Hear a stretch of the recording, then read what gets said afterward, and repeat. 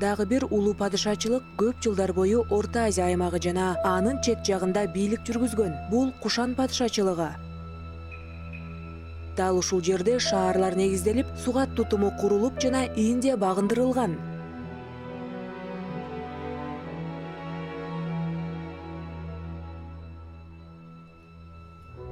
Кушан падышачылыгы тууралуу кененирээк Казак ТВ телеканалында Орто Азия цивилизациялары документалдуу сериалынын кезектеги чыгарылышынан көрөсүздөр.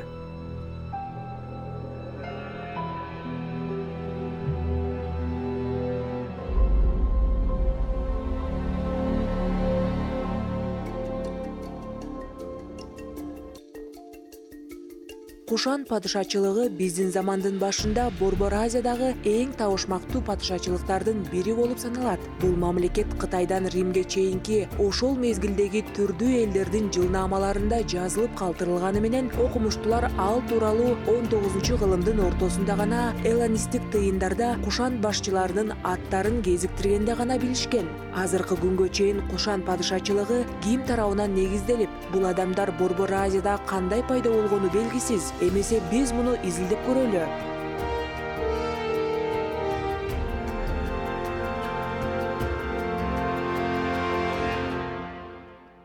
Его основателями этого Кушанска были так называемые юэджи в китайских источниках. В европейских они именуются тахары. Эти юэджи под давлением гуннов, которые в это время начали свою экспансию, Кушан падышачылыгы Бактрия менен Согдиянын аймагында Кушан уруусуна кирген князьдардын бийлиги астында Тохар жана Сак князьдарынын биригүүсүнүн негизинде пайда болгон. Ошентип биздин замандын 1-кылымынын башында Орто Азия аймагынын ири бөлүгү кеңири Кушан падышачылыгына бириккен. Кийин ал өз бийлигин Түндүк Индия жана Чыгыш Түркистанга жайылткан. Кушан падышачылыгын Кытай булактарында юэджи деп аталган уру негиздеген. Европалык булактарда алар тохарлар деп аталат. Муну ошол юэджилер ошол мезгилде өздөрүнүн баскынчылыгын баштаган гундардын кысымы астында Казакстандын аймагына көчүп келүүгө мажбур болушкан. Алгач Иле жана башка дарыялардын өрөөнүнө отурукташып, бирок ал жерде дагы гундар тынчтык беришкен эмес. Ошондо юэджилер түштүккө бет алып, Согдианадан өтүп Амудариянын оң жээгине токтошот. Ошентип алар 100 жылдар бою ошол жерде жашап, түрдүү эйликтерге биригип, биздин замандын башында Япко аттуу Кушан башчыларынын бири Кабуристан менен түштүк чыгыш Оогунстан тарапта бийликти басып алып, алгач чакан эйликти, кийин падышачылыкты негиздейт. Тыйындардагы жазууларда анын орду даана көрүнүп турат. Ал башында гректерче Зао, башкача айтканда башчы, ошондой эле түркчө, иранча Ябгу деп аталган. Ябгу деген сөздүн мааниси ар түрдүү чоготорулат. Мына ошол Каджула Катфиз деген адамдан улуу Кушан мамлекети башталган. Вот. А потом царю. И царем. Вот с этого человека по имени Каджула Катфиз и началось Великое Кушанское государство.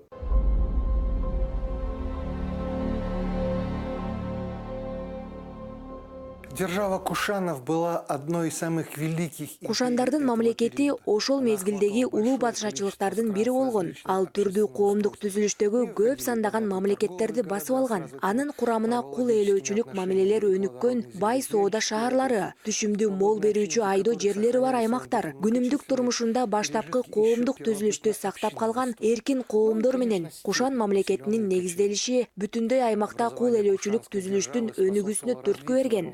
Кушандар 100 жыл мурда эле Катфиз 1-ге чейин салыштырмалуу аз сандагы жана өзүнүн турмуш тиричилик өзгөчөлүктөрүн көпкө чейин сактап келген көчмөн уруу болгон. Алар Бактрияга отурукташып калгандан кийин ири мамлекеттин башында туруп, өзүнүн коомдук түзүлүшүндө бир топ өзгөрүүлөргө учураган. По-видимому, значительные изменения в своем общественном строе. Кушан баскынчылыгынын жыйынтыгы болуп, бүтүндөй Орто Азияны, Орто Азияга таандык элдердин бири тарабынан негизделип, бир падышачылыктын тутумуна бириктирилиши саналат. Кушан мамлекети Бактрияда юэджилер басып алгандан кийин пайда болгон көнүмүш князьдардан бир топ алдыга кеткен. Кушандардын тушунда сугат тутумдары кеңейген. Хорезм, Согдиана, Бактрия жана Ферганадагы ири сугат арыктарынын көпчүлүгү дал ушул кушандар заманына таандык. Тынымсыз согуштар көп сандаган кулдардын болушуна шарт түзсө керек. Жаңы шаарлар айрыкча Индиянын аймагына курулат. Бул шаарлардын бири болгон Каниспор азыркы күнгө чейин Канишка деп аталып келет.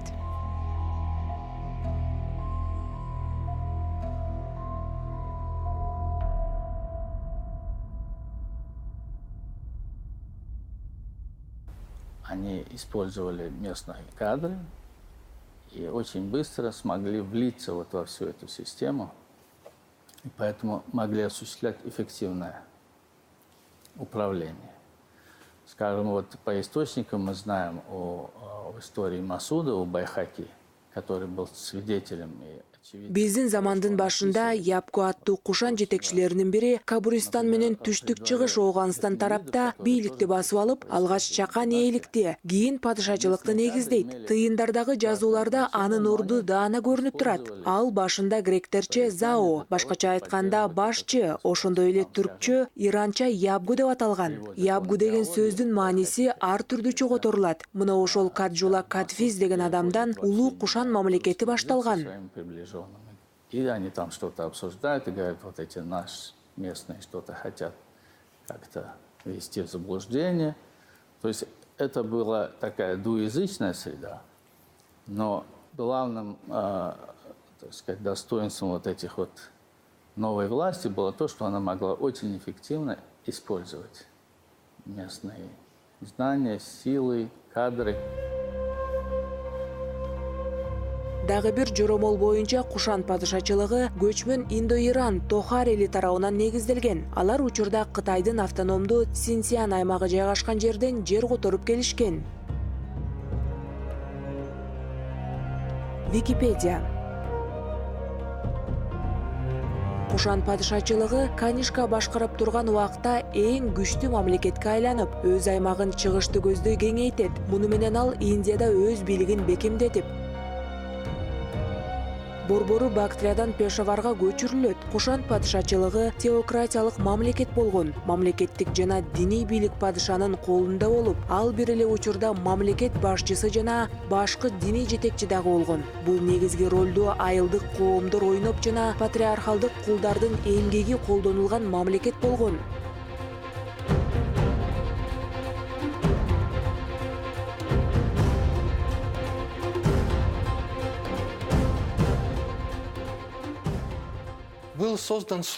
Мамлекетте борбордук бийликке бүтүндөй аймактын баш ийүүсүнө шарт түзгөн татаал административдик аппарат түзүлгөн. Айрым провинцияларды кеңири ыйгарым укуктар берилген төрө башкарган. Биздин замандын 1-2 кылымдарында Вима Кадфиздин тушунда кушан мамлекети абдан өнүгүүгө жеткен. Акча реформасы жүргүзүлүп, мындан кийин согулуп жасалган тыйындардын баалуулугу жогорулайт. Тыйындарга башчынын аты чегерилип жасала баштайт. Тыйындар алтын, күмүш, жезден жасала турган. Анын негизин суга тайдоо жерлери, кол өнөрчүлүк жана соода сатык түзгөн. Кушандардын тушунда кол эмгегинин механизмдери жакшыртылып, техникалык өнүгүү башталат. Кушан мамлекетинде суу тегирмен, суу көтөрүүчү механизм ойлонуп табылган. Ал эми түшүмдүүлүктү жогорулатуу үчүн жер семирткичтер колдонула баштайт. Здесь впервые стали применять удобрения.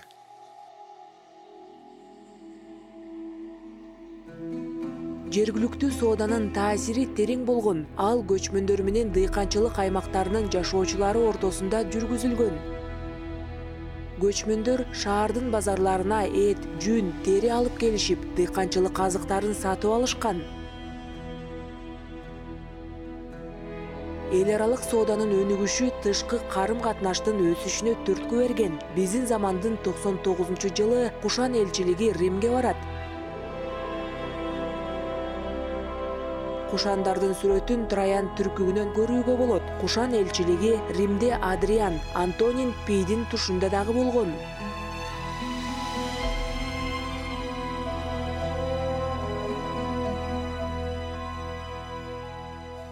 Кушанские, как показывают археологические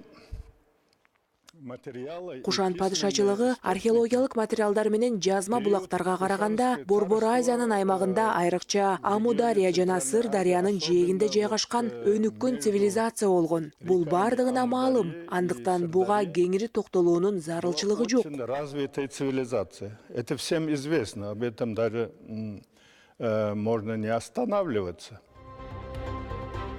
Бактрияны юучилер басып алгандан 100 жыл өткөндөн кийин Гуйшуан князи Кёцзюкё башка 4 княздарды багындырып, өзүн Гуйшуан башчысы деп атаган. Соңку Хань мамлекетинин тарыхынан. Ири аймактардын бир мамлекетке бириктирилиши маданий алакалашууга түрткү берген. Бул маданий кызматташуу Орто Азия элдери бири-бирине окшош Иран сөздөр топтомунда сүйлөгөндүгү менен дагы жеңил жүзөгө ашкан. Ошол эле учурда Кушан падышачылыгына кирген айрым уруулар менен элдер өзгөчө маданиятка ээ болгондуктан башкарууда жалпы падышалык жазуусу өнүккөн расмий тилде талап кылынган. Орто Азия аймагында ал мезгилде аремей тили эл аралык мааниге ээ болгон. Анын жазуу маданияты ар түрдүү Иран жазма тутумунун негизин түзгөн.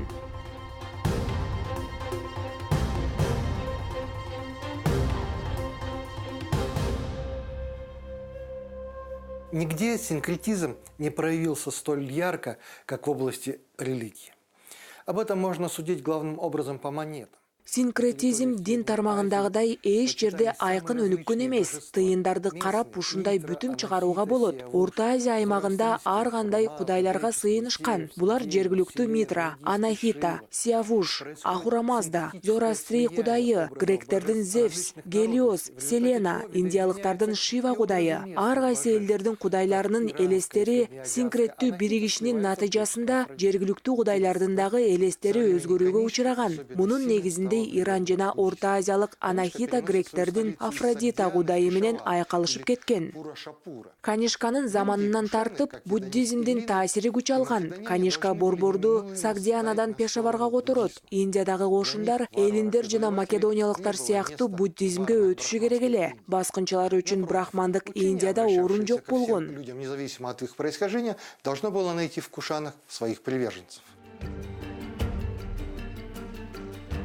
Кушандар заманында буддизм Индия калкынын коомдугу теңсиздик жана брахмандардын динине каршы көтөрүлүшкө чыгышынын негизинде жаралып, байыркы диндер менен айкалышып, ошол мезгилдеги дүйнөлүк динге айланган.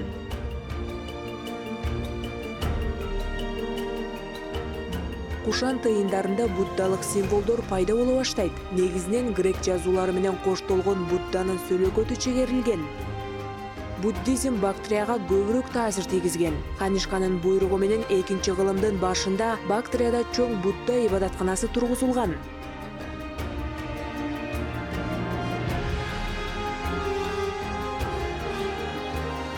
Жалпысынан бул дин Орто Азияда кеңири тарап, бирок эч жерде тамырын жая алган эмес. Ал болгону калктын башчылык кылган катмарын гана өзүнө камтый алган.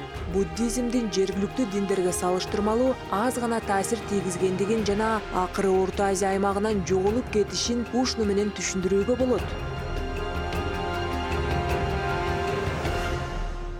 В то же время, в это время сильно развивалась буддийская религия.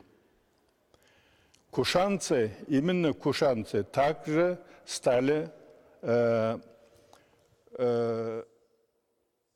Ошол эле учурда Будда дини өтө өнүккөн. Кушандар аны чыгыш Кытай тарапка жайылта башташкан. Дал ошол мезгилде алардын көпчүлүк өкүлдөрү Кытайга динди жайылтуу максатында барып, буддизмдеги ыйык делген китептерди Кытай тилине которушкан. Айрыкча Кучар, Кытай булактарында Гуица жергесинде котормолор көп болгон. Ошондо ал Кусан деп аталса, учурда Кучар деп аталып Кашкарга жакын жайгашкан. Дал ошол мезгилде Кашкар, Хотан жана Кусан 3 мамлекети Түркистандын аймагынан буддизмди Кытайга жайылтуучу көпүрө сыяктуу роль аткарган. Тогда назывался Кусан, а сейчас Кучар. Это недалеко от Кашгара. И тогда именно Кашгар, Хотан, Кусан, это 3 государства стало как бы мостиком для распространения буддизма из территории Туркестана в Китай.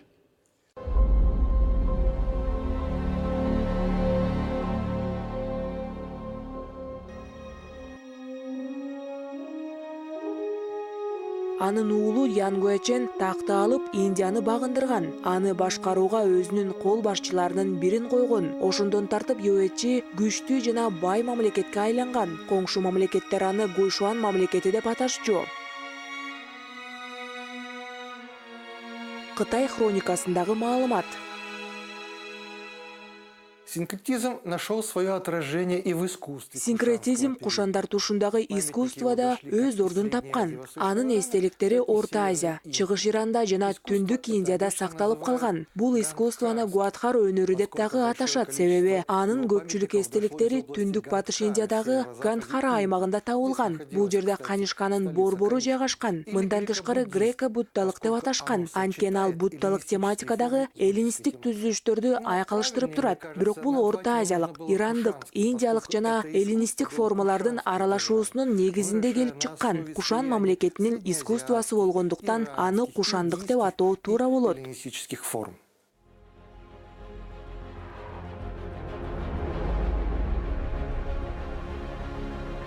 Эллинистик искусствого мүнөздүү адамдын сөйлөгөтүн чагылдыруудагы реалдуулук, заңкайган Коринф түркүктөрү менен оймо чийменин негизги элементи катары Аканф жалбырактарынын колдонулушу бул жерде буддалык тематиканы жасалгалоо катары пайдаланылат.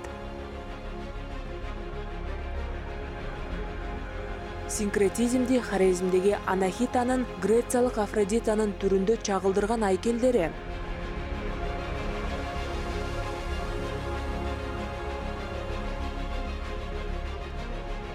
Эллинистик реалдуулук мүнөзүндө тартылган Будданын сүрөттөрү дагы муну айгинелеп турат. Артымдагы музыкант жигиттер менен бийкештердин сөйлөгөттөрү имараттын сырткы дубалын кооздоп турган фриз кушан заманына чейин тургузулган. Бул муну менен катар эле Термиздин айланасында жергиликтүү көркөмөнөр салттары болгондугунан кабар берет.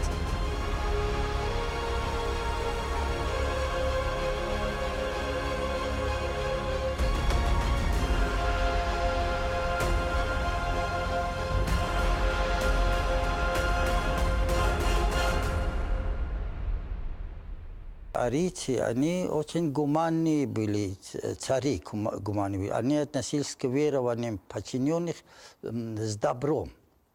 Поэтому Арийлер өтө гумандуу падышалар болушкан. Алар өздөрүнүн кол алдындагыларынын диний ишенимдерине айкөл мамиле жасашкан. Ошол себептен Канишканын тушунда Гербен жолунун жээгинде мына ушул Будда ибадатканалары пайда болгон. Канишка, Пешавар жана башка жерлерде ибадатканаларды кура баштайт. Бүтүндөй Индия ага баш ийгендиктен ал буддизмди колдогон. Бирок бул ал буддист болгондугунан кабар бербейт. Ал болгону падыша катары мамлекеттин курамына кирип, ага баш ийген бардык элдерге адамгерчиликтүү мамиле кылган. Народы, которые ему входили в состав его империи, он относился гуманно. Кушандыктардын аялдары жолдошторунан эч коркушпайт. Анткени кушандыктар аялдарын өздөрүнүн жогору коюшкан. Псево Бардесан, армян автору. Сохранился династический храм Кушанов в Суркутале в Афганистане.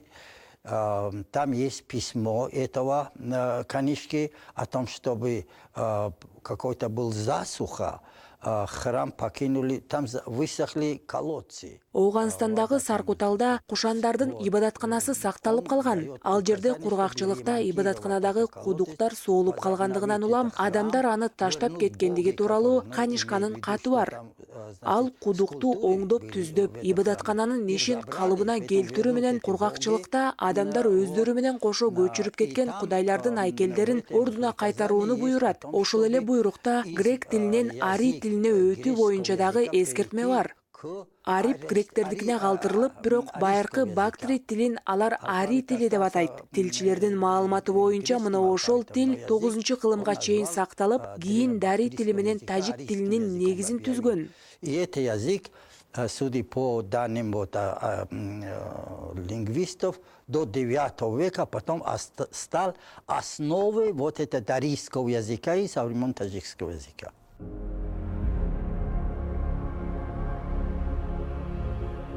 Кушан падышачылыгында калк дээрлик билимдүү болгон. Тыйындарга, мөөрлөргө жана документтерге грек, индиялык харошти жана брахме, бактри жазуусу менен жазуу кеңири тараган.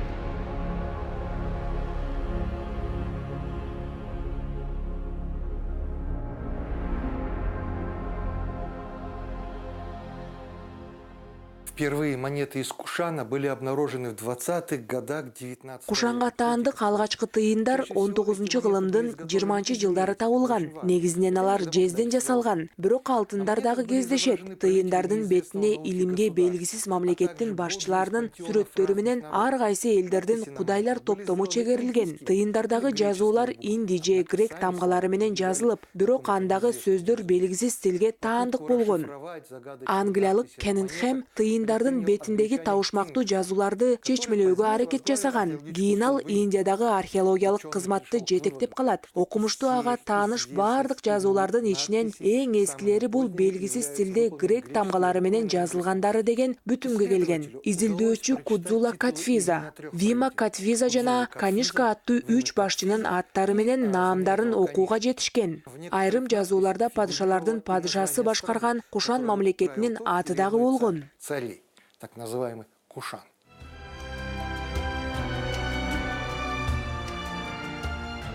Маданий багытта Хорезмге башка аймактарга караганда Кушан заманында Орто Азия чөлкөмүнө жайылган жаңы агымдардын таасири азыраак тийген. Бирок буддизмдин издери Хорезмде дагы кездешет. Муну Будда тамандарынын кичинекей сүрөттөрү айгинелеп турат. Бирок жалпысынан зороастризм же анын кандайдыр бир түрлөрү алдыңкы дин катары кармалууда. Буга карабастан анын искусство тармагына тийгизген таасири күчтүрөөк болгон. Кушан грек буддалык искусство хорезмдик көркөм кол өнөрчүлүгүнүн бир катар буюмдарында чагылдырылган. Орто Азиянын түндүк чыгыш дыйканчылык аймактары Чач жана Фергана өрөөнү Кушандын мезгилинде олуттуу өзгөрүүгө дуушар болгон эмес. Это большая территория, в общем-то, даже при Канишке вот это знаменитое. Бул өтө ири аймак. Эң атактуу Кушан падышасы Канишканын тушунда бүтүндөй Индия кушандарга баш ийген. Чыгыш Түркүстан Синьцзян облусу, Орто Азиядагы Фергана өрөөнү, Хорезмдагы бул падышачылыктын курамына кирген. Ошол мезгилде Рим, Парфян, Кушан жана Кытай империясы гана болгон. Дүйнөдө мына ушул 4 гана падышачылык бийлик жүргүзгөн. Римская империя была, Парфянская империя, Кушанская империя и Китайская империя. Вот 4 империи в мире тогда было.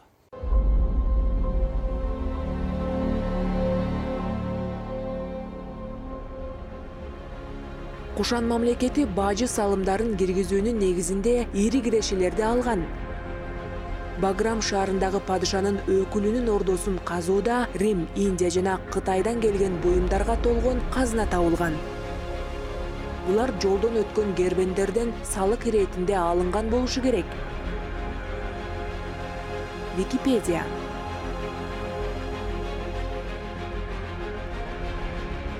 Жаңы шаарлар курулуп, Индия, Кытай жана Рим империясы менен соода мамилелер түзүлгөн. Мында улуу жибек жолу чоң роль ойногон. Ал аркылуу товар алмашуу, жаңы технологиялар менен динди жайылтып, чогултуу жана жигердүү маалымат алмашуу жүрүп турган.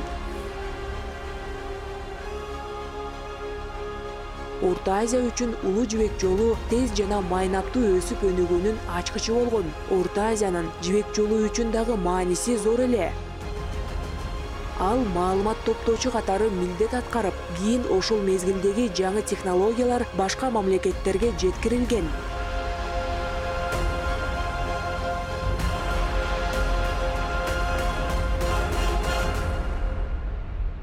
Так Такова была многообразная жизнь Кушанской. Кушан мамлекетинин өнүгүү доорунда анын турмушу мына ушундай ар тараптуу болгон. Бул учур Канишка башкарып турган мезгилге дал келет. Кийин анын ордуна келген башчынын тушунда падышачылыктын аймагы бир топ эсеге кыскарып, кушандар Орто Азия менен Түндүк Индиянын бир бөлүгүн гана ээлеп калышат. Кийинки падыша Васудеванын башкаруусу учурунда кушандарга Индиянын таасири күч болгон. Кушандын башчылары Индия падышаларына айланып, ал эми кушандардын маданияты Индияда акырындык менен Орто Азиялык өзгөчөлүктөрүн жогото баштайт. Мунун бардыгы кушан падышалары менен Орто Азиянын ортосундагы байланыштардын солгундашына алып келет. Кийинки 300 жылдыкта ири кушан мамлекети кыйрай баштайт. Кушанской державы.